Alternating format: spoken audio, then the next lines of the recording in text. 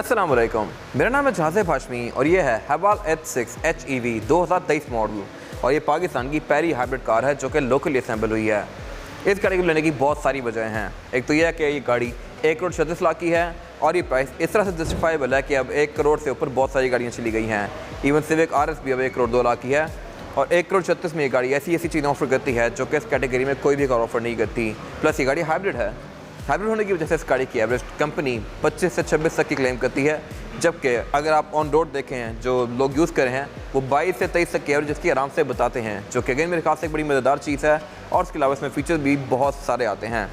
ये गाड़ी total value to money है और ये गाड़ी साइकिल मोटरस्पोर्ट के पास अवेलेबल है। अगर आपने इस गाड़ी के बारे में कोई इन्फॉर्मेशन लेनी है तो आप इसी नंबर पर कॉल कर सकते हैं या फिर आप साइकिल मोटरस्पोर्ट को विजिट कर सकते हैं, जो कि रावलपिंडी में DH2 के गेट 1 के ऑपोजिट लोकेटेड है।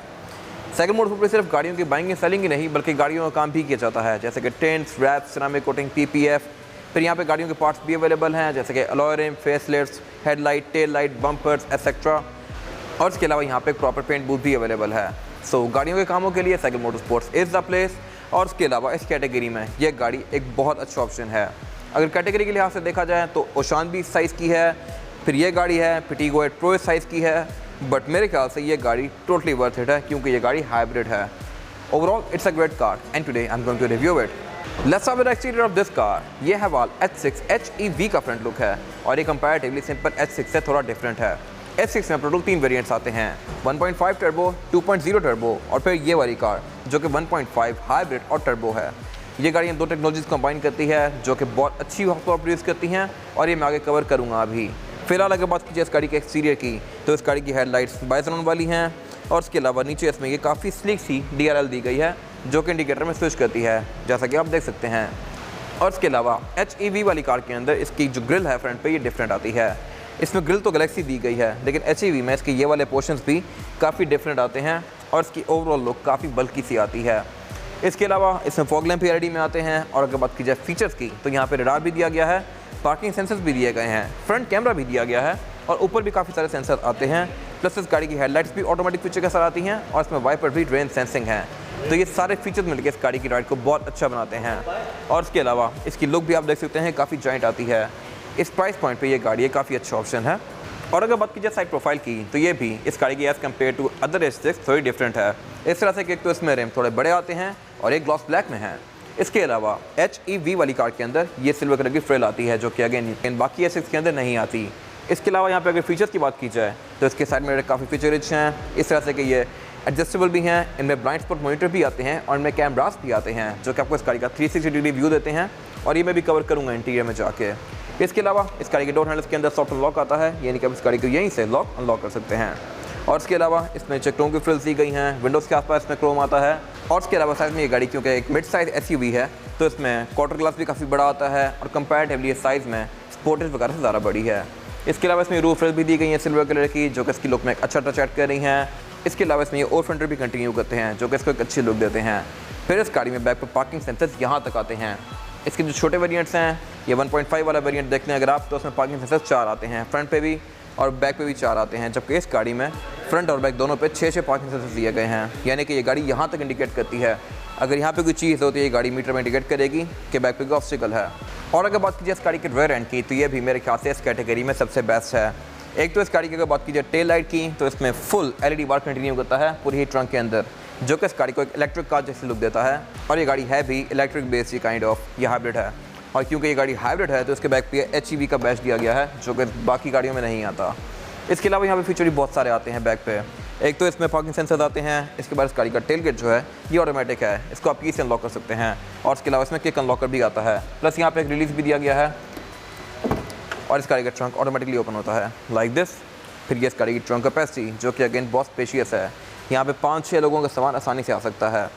इस इंजन की लिड को उठा के आप एक टूल किट एक्सेस कर सकते हैं। इस गाड़ी में स्पेयर व्हील नहीं आता क्योंकि ये गाड़ी हाइब्रिड है। इसके बैक पे बैटरी पैक दिया गया है और इसकी अपनी बैटरी भी यहीं पे आती है बैक पे।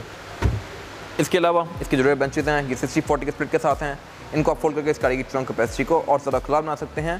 प्लस इसके अंदर एक ये ट्रंक सेपरेटर भी दिया गया है जिसको आप डिटैच करके बाहर भी रख सकते हैं। इसके अलावा ट्रंक को बंद करने के लिए यहाँ बटन दिया गया है और इसकी ट्रंक की हाइट को आप एडजस्ट भी कर सकते हैं। फिर ये कार क्योंकि H6 का HEV वर्जन है तो इसमें जो रेयर ब्रेक लैंप हैं ये भी डिफरेंट आते हैं। इसमें 4 अलग अलग ब्रेक लैंप दिए गए हैं, जबकि इसके छोटे वेरिएंट्स के अंदर एक ही रनिंग LED लैंप आता है। इसकी भी एक अपनी ही लुक है, कुछ लोगों को ये अच्छा लगता है, कुछ लोगों को ये बहुत बुरा लगता है। मेरे ख्याल से ये अच्छा है। इसके अलावा इसके बैक पे एक ये रेड विंडशील्ड वाइपर दिया गया है और इसके अलावा यहाँ पे कुछ खास है नहीं। इसके बाद अगर बात कीजिए इस गाड़ी के इंटीरियर की, तो ये हवाल H6 HEV का इंटीरियर है, जो कि लुक्स के लिहाज से तो बड़ा मज़ेदार है, काफ़ी फ्यूचरिस्टिक लगता है। लुक्स के लिहाज से अगर आप इसको देखें तो ये हमर EV का मिनिएचर वर्जन है। इसमें स्क्रीन भी उसी तरह बॉक्स शेप में दी गई है, मीटर भी इस गाड़ी का फुल स्क्रीन आता है और उसके अलावा इसमें फीचर्स भी ऐसे बहुत सारे दिए गए हैं जो कि इसकी प्राइस को जस्टिफाइबल बनाते हैं। प्लस HEV के अंदर एम्बिएंट लाइटिंग भी आती है, डोर पैनल्स में भी और डैशबोर्ड में भी। आप देख सकते हैं कि इसमें एम्बिएंट लाइटिंग दी गई है, जो कि मैं डिटेल में डिस्कस करूँगा आगे। फिलहाल अगर बात कीजिए इस गाड़ी के स्टीयरिंग व्हील की, तो स्टीयरिंग व्हील भी इस गाड़ी का लुक्स के लिहाज से बड़ा मज़ेदार है।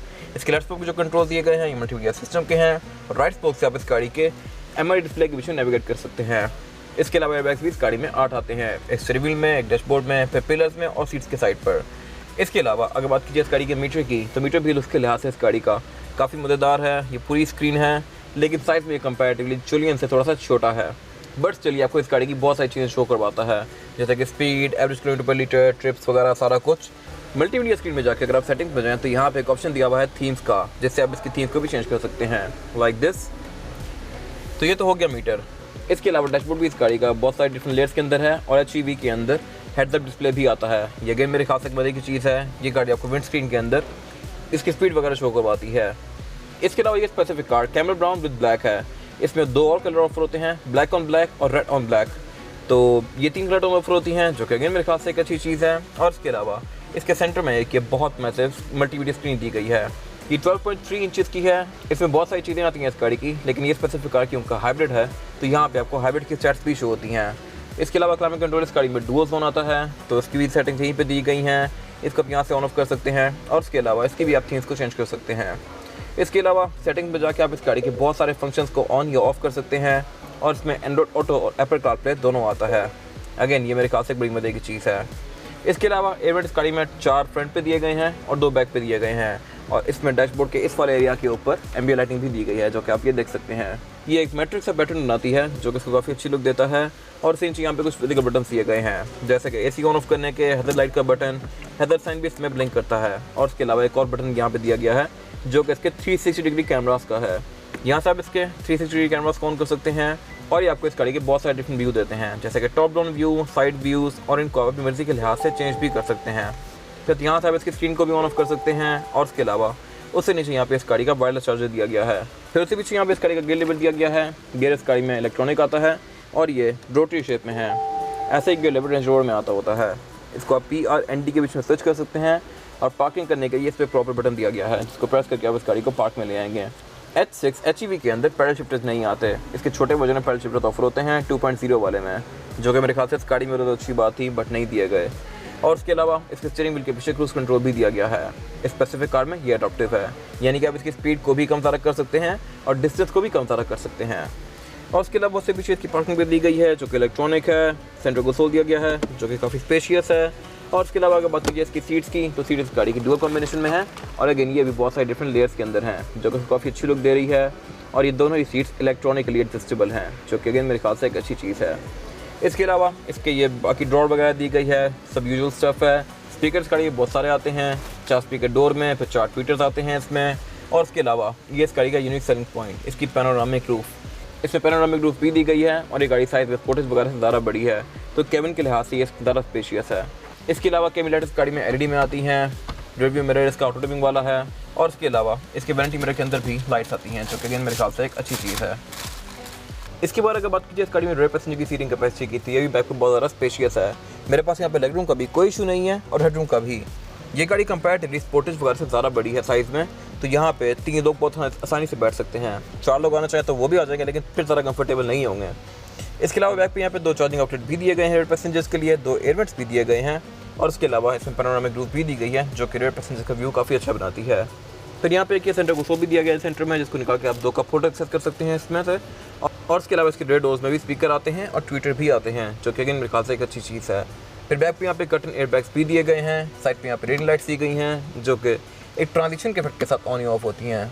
और इसके अलावा यहाँ पे सीट बेल्ट, साइड सर्विस के पोर्ट्स वगैरह दिए गए हैं। ये रेयर बेंचेस 60-40 स्प्लिट के साथ हैं, जिनको फोर करके आप इस गाड़ी की ट्रंक कैपेसिटी को और भी ज़्यादा खुला बना सकते हैं। प्लस यहाँ पे एक और मजे की चीज़ दी गई है, अब वो ये है कि मैं यहीं से बैठ के सामने वाले पैसेंजर की सीट को आगे कर सकता हूँ, लाइक दिस। अगर लेट्स सपोज आप यहाँ पे अकेले बैठे हैं बैक पे और ड्राइवर गाड़ी चला रहा है, तो आप इस सीट को अपनी मर्जी के लिहाज से खुद आगे पीछे कर सकते हैं। ऑफ कोर्स ये वाला फीचर ड्राइवर की सीट में नहीं दिया गया, और उसकी वजह यह है कि पीछे से बैठ के अगर आप ड्राइवर की सीट को आगे कर देंगे तो वो गाड़ी कैसे चलाएगा। तो खैर ये सिर्फ पैसेंजर की तरफ दिया गया है। इसके बाद अगर बात की जाए इस गाड़ी के इंजन की, तो इंजन इस गाड़ी में 1.5 लीटर टर्बो हाइब्रिड आता है। ये दो अलग अलग टेक्नोलॉजीज कंबाइन करता है, एक तो पेट्रोल और करंट, और फिर टर्बो और हाइब्रिड, जो कि इस गाड़ी की परफॉर्मेंस को बहुत ज़्यादा ज़बरदस्त बना देती है। ये गाड़ी 200+ हॉर्स पावर प्रोड्यूस करती है और इसका टॉर्क भी काफ़ी इंप्रेसिव है। ये गाड़ी में फॉर्च्यूनर से भी ज़्यादा टॉर्क प्रोड्यूस करती है।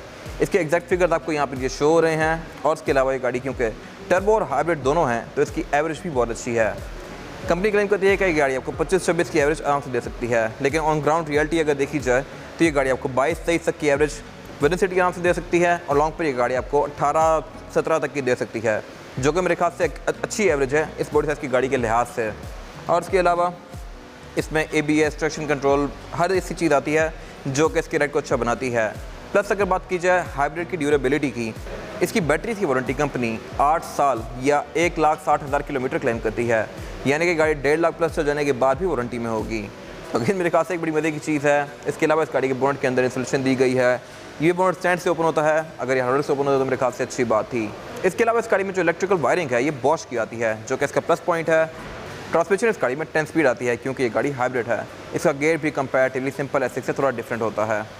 इसके अलावा यहाँ पे कुछ खास है नहीं।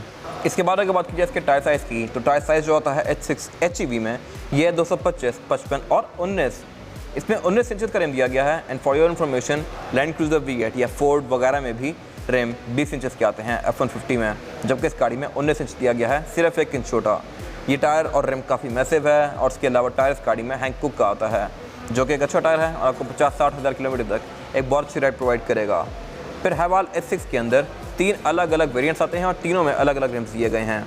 इसके छोटे वेरिएंट का रिम इस तरह का है, फिर 2.0 का रिम सिल्वर में आता है, और इसका रिम जेट ब्लैक में है। ये फुल ग्लॉस ब्लैक रिम है और इसकी लुक में काफ़ी अच्छा टचअप कर रहा है। इसके अलावा इसमें ऑल व्हील डिस्क ब्रेक दी गई है। ये इसकी फिजिकल की है। बैक पे ये हैवाल की बैजिंग दी गई है, लेकिन ये प्लास्टिक के अंदर एम्बोस को आता है और इवन क्रोम में भी नहीं है। अगर होता तो मेरे ख्याल से अच्छी बात थी। और इसके फ्रंट पे लॉक, अनलॉक, ट्रंक लीज और पैनिक बटन दिया गया है, और इसमें एक लाइट भी आती है प्रॉपर। आप जैसे ही इस गाड़ी को लॉक अनलॉक करते हैं तो इसमें एक लाइट चलती है। इसके अलावा इसके साइड पे क्रोम दिया गया है और इसकी फील अच्छी है, लेकिन अगर हैवाल का बैच क्रोम में होता तो मेरे ख्याल से और बेहतर था। ये था आज का रिव्यू। अगर आपके रिव्यू पसंद आया तो इस वीडियो को लाइक कीजिए, मेरे चैनल को सब्सक्राइब कीजिए, और अगर आपके पास इस गाड़ी से रिलेटेड कोई भी राय है तो उसको कमेंट सेक्शन में शेयर ज़रूर कीजिएगा, ताकि वो लोग जो ये गाड़ी लेने वाले हैं वो आपकी राय से फ़ायदा उठा सकें। अपना ख्याल रखिएगा। Thank you.